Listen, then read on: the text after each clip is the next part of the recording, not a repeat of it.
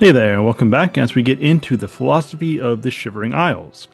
Now, I would say that out of this entire study that we're doing, looking at all the base games of Elder Scrolls 3 through 5, as well as the expansions and DLCs, I think that this is probably the most explicitly philosophical, the most explicitly psychological, and it's for that reason that even long before I've really intentionally studied these things, the Shivering Isles has always stood out to me. It is my favorite of this series.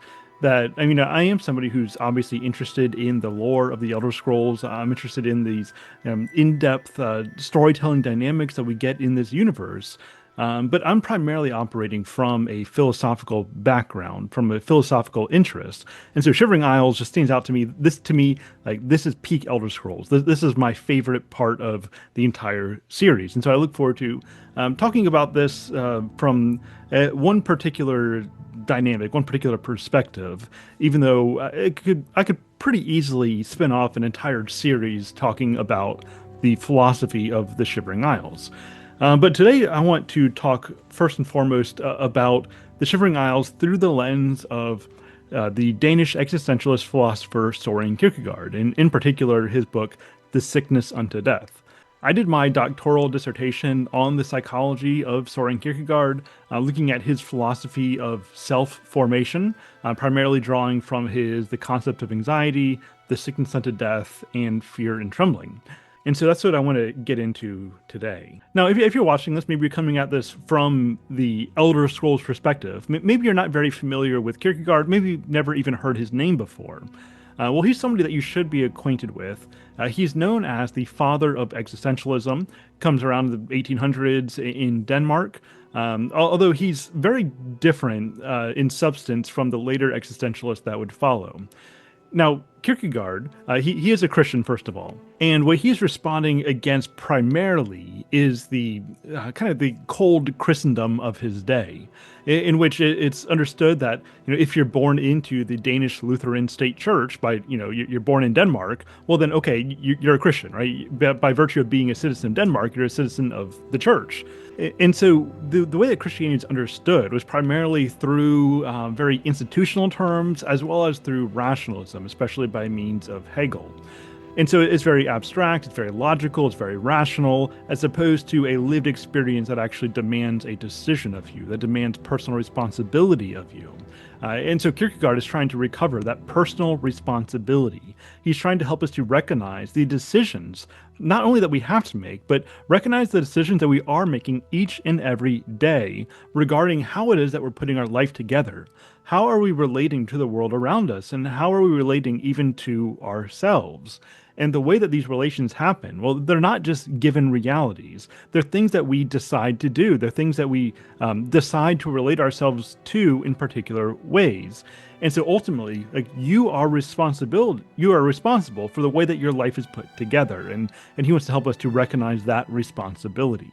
And in the sickness unto death, he's trying to diagnose and to some degree to treat the condition of despair, which he says to some degree typifies every human. Like every human is in some degree of despair. He says that we tend to find the degree of despair that we're willing to tolerate, and we call that happiness. But for Kierkegaard, despair is not just the same thing as depression. It's not the same thing as being sad or just kind of bummed out. No, despair is what we experience when we're not living in harmony with ourselves, when we're not living in harmony with who it is that we are supposed to be. And that despair can take a number of forms, which primarily relate to the kinds of things that he's criticizing in his own day. On one hand, he has the Hegelian, the rationalist institutions of the cold Christendom of his day. Right? These are the people who live according to reason. These are the people who live according to firm rational categories. To bring this to Shivering Isles, I mean, this is Jyggalag, right? From one angle, this is kind of like the denizens of dementia, who are so limited that they are kind of trapped within themselves, and so they're given over to neurosis, that they're given over to paranoia, to hypochondria, that they are so trapped in finitude, in limitations and boundaries, they don't really have any air to breathe. And so these might be the hyper rationalists on one side. And like when I say rational, I don't necessarily mean sane, right? Like G.K. Chesterton makes this point that you can be very rational, you can be very logical, but also be insane. Like you can have a system of thought that like logically means that you are indeed Napoleon, right? That you are indeed the King of England, whatever. And any evidence to the contrary, we can say, well, of course that's what they would say, right? This is how conspiracy theories work. That there's always some reason to believe that the evidence against your position, like there's some way to rationally discount that evidence, and you always have reason to rationally affirm the proposition that you're trying to affirm. And so just because something is logically valid doesn't mean that it's true, doesn't mean that it's based in reality. You can be logical and still insane, right? And so this would be largely the denizens of Crucible or of Dementia, that they are hyper rational to the point of insanity. They lack the kind of openness that leaves room for counterfactuals, that leaves room for evidence, leaves room for correction, leaves room for change and becoming more expansive. In the concept of anxiety, Kierkegaard says that the hypochondriac is anxious over every insignificant thing until they come to terms with the significant.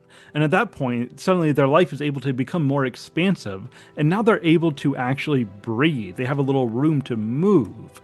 And that's what we need, right? When you are oversaturated with the kind of stability of order that prevents change, like things are happening exactly how you expect them to happen, well, you're going to lose sight of the possible.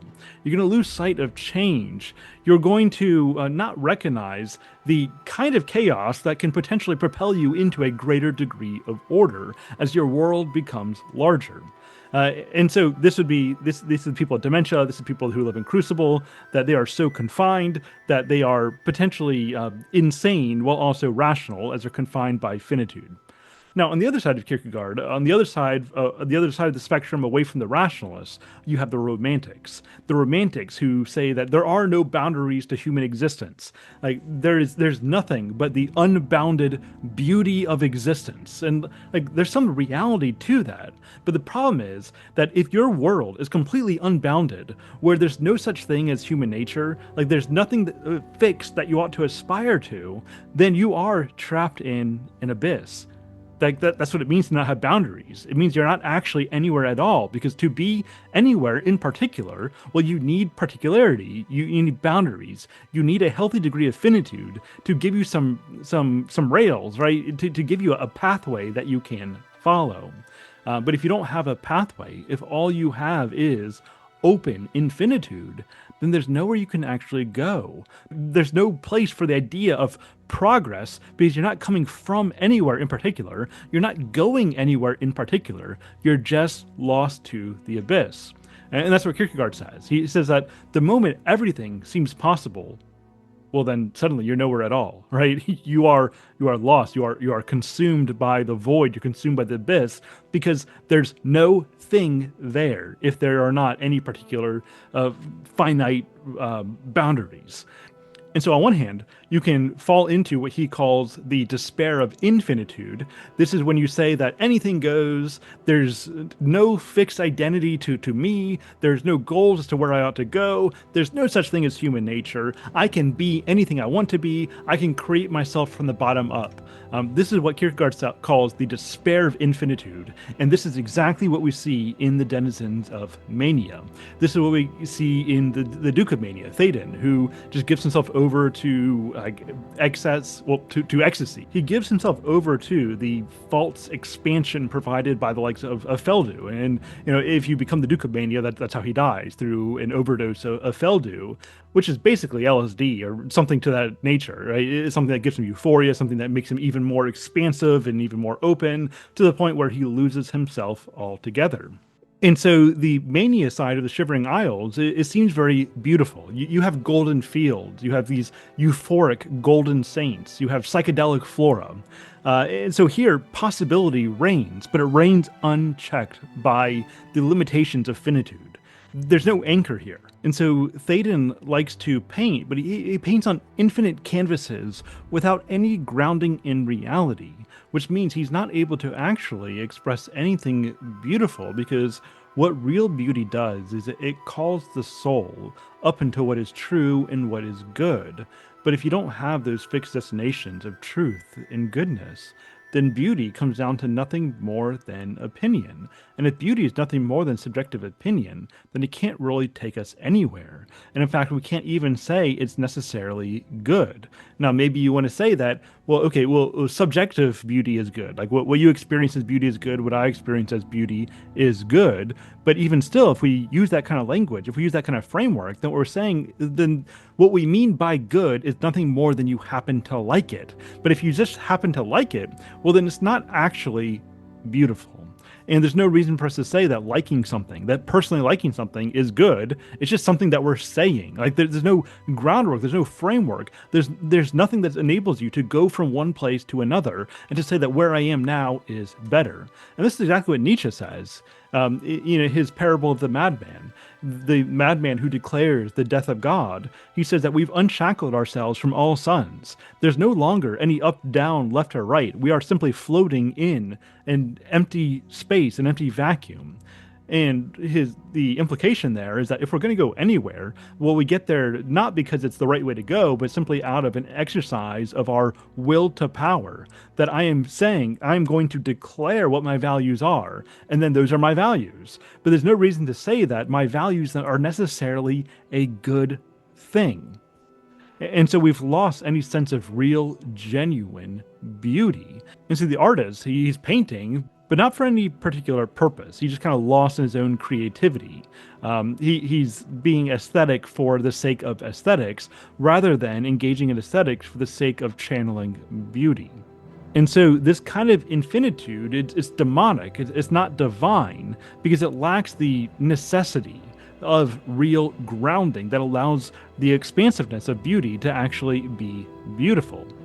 And so Mania's inhabitants they're not free. They might see themselves as such, but they're not actually free because they are possessed by possibility. They're not free to do anything. And this really echoes Kierkegaard's warning that the self in despair wants to be master of itself, but in the wrong way. And so they're expansive, but in the wrong way, because they haven't properly integrated the grounding reality of finitude, of fixed boundary, of limitations. And limitations are necessary in order to be free, if you're able to go somewhere, to be something, right? That's the real idea of freedom. It's not just the freedom to do whatever, but real freedom is the ability to, it's the ability to live the way that you ought to be living. It's the ability to live in the right sort of way. And either you agree with me, and I think that most of you will, like regardless of what background you might be coming from, the reality is, like, some ways of life are better than others, right? It's better to live a life according to reason and virtue than it is to live according to radical, unchecked vice. It's better to maintain a life of discipline than it is to just give yourself over to excess of various kinds, whether it be, food or drink or other substances or whatever. It's better to have control over your impulses. It's better to direct your life, to direct your passions, rather than letting your base, unconscious, beastly passions guide you. It's better if you are in charge, and that's what makes you free. St. Augustine says in The City of God that the slave, if he lives in accordance with virtue, if he's directing his life, well, he may in fact be free, while the tyrant, who lives according to unchecked vices, is not free. In fact, the tyrant, though he reigns, is a slave. And what's far worse, he's a slave to as many masters as he has vices. And so it's when we live according to our unchecked passions that we are, in fact, enslaved. It's when we are guiding our passions, we are uniting the various constituents of ourself toward a common purpose, that we gain freedom. As Kierkegaard says, purity of heart is to will one thing, because that directs all of our passions, it directs all of our drives toward a common purpose. And as we are responsible for choosing what that direction is, well, that's what makes us free. But the inhabitants of Mania, they're given over to infinitude, they're given over to such open expansiveness that they lose themselves entirely. Now, looking over to dementia, we have rotting swamps, we have paranoid saints, we have these paranoid seducers, we have these kind of suicidal tendencies. Here, the self clings to decay, refusing transcendence. They don't recognize that there is another way to live. They don't recognize that they're capable of change. They don't recognize the expansive world in which they live. And so they are, instead of being hyper focused on infinitude and possibility, like the maniacs, they are instead they're obsessed with finitude, with smallness. And so the Duke, or I suppose the Duchess of Dementia, Syl, embodies this Philistine despair. She's obsessed with control over her crumbling domain and denies the infinite call to become more than her little finite station, right? So why she clings to control so much. And in fact, there isn't truly a conspiracy that's brewing against her, but this is really a conspiracy of her own making. It's something of a self-fulfilling prophecy, and that she's so controlled about controlling her station that she's not able to control her station.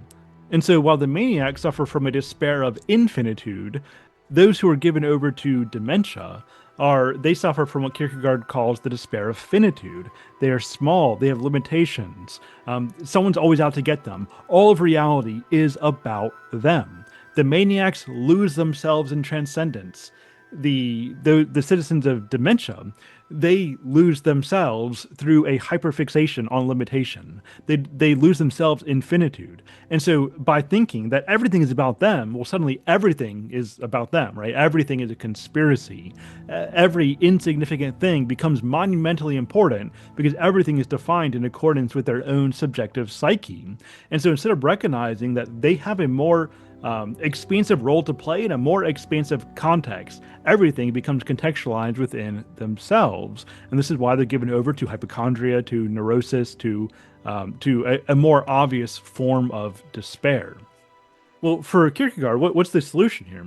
Well, the solution is not to give yourself over to the manic. It's not to give yourself over to the demented. It's not to give yourself over to infinitude or to give yourself over to finitude. That moving to either of these extremes actually lands you in the same kind of place. Both of them lead you to maybe an inverted manifestation of the same fundamental disorder. You're not living in the way that you're meant to live. You're not living as an authentic human self. And so his solution is not to go to one side or the other. It's not even to hold both in tension, but rather the role of the authentic self is to integrate finitude and infinitude together, to integrate actuality and possibility together. And so we have certain boundaries. Like, we don't get to fundamentally create our own existence. We don't get to fundamentally create human nature. But what we need to do is, well, we need to reason much as the ancients tended to do, where you go back to the ancient Greeks, you go back to the ancient Romans, go back to the major figures of classical philosophy, and what they're mostly doing is they're recognizing that human nature is a certain way, and that certain ways of life work better for us than others. And so now let's reason through what story, what structure best accounts for what makes for a good life, and then how do we follow that consistently? How do we follow that authentically? And that's much what Kierkegaard is doing. There's a reason why Kierkegaard will often make appeal to Socrates, right? And so he's very intentionally going back to that kind of mindset where we recognize there is a certain givenness to human nature. Some things are going to work better for us. Some things are going to work worse for us. And one of the unique things about human nature is that we're able to make we're able to make spirited decisions for how it is that we were put together, how it is that we relate to our environment. See, the animals largely act in accordance with reflex, according to instinct, where a certain environmental stimulus comes to them and then they respond accordingly. But what makes us kind of unique is that we can actually determine how it is that we're going to relate to the environment around us. We can determine how it is that we're going to relate to moving fortune. We can determine how it is that we're going to relate to the limitations of circumstance in which we find ourselves. And we always have the possibility, we always have the certain degree of infinitude where we can make decisions within the domains of what is offered to us. And so maybe you find yourself in a situation that Well, it's not very favorable, right? Maybe you lose your job through no fault of your own. Maybe a friend or a loved one betrays you. Like something just happens. Chaos enters your life. Apparent madness enters your life. Well, there are a couple ways, or well, I guess there are many ways that you could go about this. How are you going to relate to this experience that you're having? How are you going to relate to the chaos that's entered into your otherwise seemingly ordered life? Right, like, things are going the way that you expect them to, and then suddenly they don't. How do you react? Well, either you can give yourself over to a hyper fatalistic perspective, and you can say, well, things are going to happen as they happen. Woe is me. I guess I'm just the victim here. Well, it is what it is. Or you can say, yeah, this thing happened. There's a certain factuality to what has occurred here, to what has happened to me. I'm given certain actual realities. I am affirming the finitude in which I find myself. But there's also possibility at play here. I can determine to relate myself to this experience in a way that's actually going to make me a more grounded self, and while also a more expansive self. I'm not going to let this destroy me, but instead I'm going to use this opportunity to better ground myself in the things that don't change. And one thing that doesn't change is my ability to make decisions, including my decision to relate myself to the way that the world is presenting itself to me. I can decide how I am relating to the moving wheel of fortune. I can't decide what the moving wheel of fortune is going to do, right? That's finitude, that's actuality, that's facticity, that's what's provided. But I'm going to affirm what's provided, but I'm also going to affirm my possibility in determining how I'm relating to the world around me. And so I'm not going to let this destroy me. I'm not going to become a victim here, but what I am going to do is I'm going to become a stronger, more grounded, more authentic self as I double down on my freedom to determine how I'm relating to the moving wheel of fortune. And some of you in hearing this will hear echoes of Boethius or even the Stoics, right? Like Marcus Aurelius, Epictetus, Seneca. Like they all say things along these lines that real freedom, real human, distinctly human freedom cannot be taken from you. It's only something that you can surrender. Socrates says this, right? In Plato's Apology, when Socrates is standing trial before the court of Athens. And they're accusing him of corrupting the youth because he's practicing philosophy, and he's questioning some of their elders, right? He's questioning some of their leaders. And so they accuse him of corrupting the youth, and it's clear that they're going to sentence him to death. And Socrates says that you can never do harm to a good man. Yeah, maybe you can kill me, but my good is found in living the sort of life that I'm supposed to be living. And that's something that I can only lose if I surrender it, if I abandon it and play the coward. But it's not something you can take from me. It's only something that I can choose to relinquish, and I'm not going to do that. And so, for Kierkegaard, the authentic integrated self takes finitude, takes infinitude, doesn't hold them in tension, but actually integrates them into a consistent whole, into a proper synthesis. Now, we should talk a little bit about Sheogorath here. Now, Sheogorath, he embodies what Kierkegaard calls the in despair, willing to be oneself. This is a defiant despair. This is what Kierkegaard calls a demonic form of despair. This is when Sheogorath, he knows who he is. He knows he is Jyggalag, but he is defiantly asserting himself to be something else. He is trying to usurp the role of God in determining what kind of person he is, and determining what human nature, or in this case, I suppose, Daedric nature, like what that fundamentally is. And Kierkegaard says that ultimately all forms of despair really come down to this. He says, the despair of defiance is the most intense form of despair. It's the self that wants to determine what it is, but in despair, it's not willing to be itself as God wills it. So this is the self it's not affirming its givenness, the givenness of its nature, but it's trying to create itself from the bottom up. Jean-Paul Sartre, the secular existentialist who comes after Kierkegaard, he would definitely embody this form of despair of defiance when he says things like, our existence precedes our essence, that there is no givenness to human nature, but it's entirely created from the bottom up. This is what we get in Sheogorath. This is what Kierkegaard identifies as despair. And so Sartre's freedom, Sartre's authenticity is actually Kierkegaard's despair in authenticity. Now, I would suggest in the most positive reading of how the story plays out, You have your hero, your character, enters into the gates of madness either by means of mania or by means of dementia. You eventually come to meet with Sheogorath, and he sends you on these quests to walk the steps that Sheogorath walks. Right? He's training you to become Sheogorath so that he can escape the cycle. And so there's this possibility at play here. Possibility that we can break through this cycle, that things don't always have to be the way that they are. And this is the possibility of faith, that real change is possible. We aren't stuck in this cycle. We aren't stuck in this condition. Something can actually happen.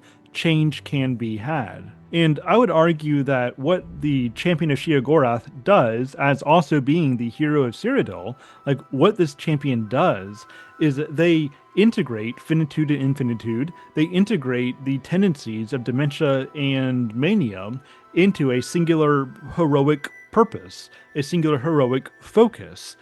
And this is why the hero of Cyrodiil is then able to go forth and end the Oblivion crisis, and they're not trapped in a cycle of madness. They descend into despair that they might take the leap of faith that provides purity of heart. They take the leap of faith that affirms finitude, that affirms infinitude, but takes them together in integrated synthesis. They simultaneously affirm and surrender actuality and possibility, that they might become an integrated whole, recognizing that we live within boundaries, but within those boundaries, like, things are possible. Change is possible. I can be someone different than I am today.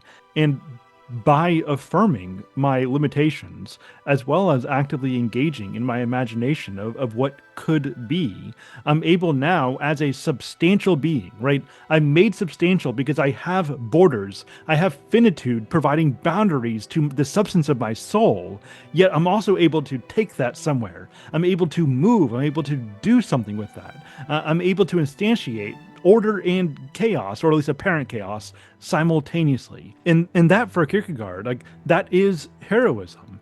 You're willing to sacrifice everything for the sake of gaining it back anew by faith. And this is not an easy path, but it is good. I'm going to end today with a quote from Kierkegaard's Fear and Trembling. Here it holds true that only the one who works gets bread, that only the one who is in anxiety finds rest, that only the one who descends into the lower world rescues the beloved, that only the one who draws the knife gets Isaac. Thank you for listening. Until next time, Godspeed.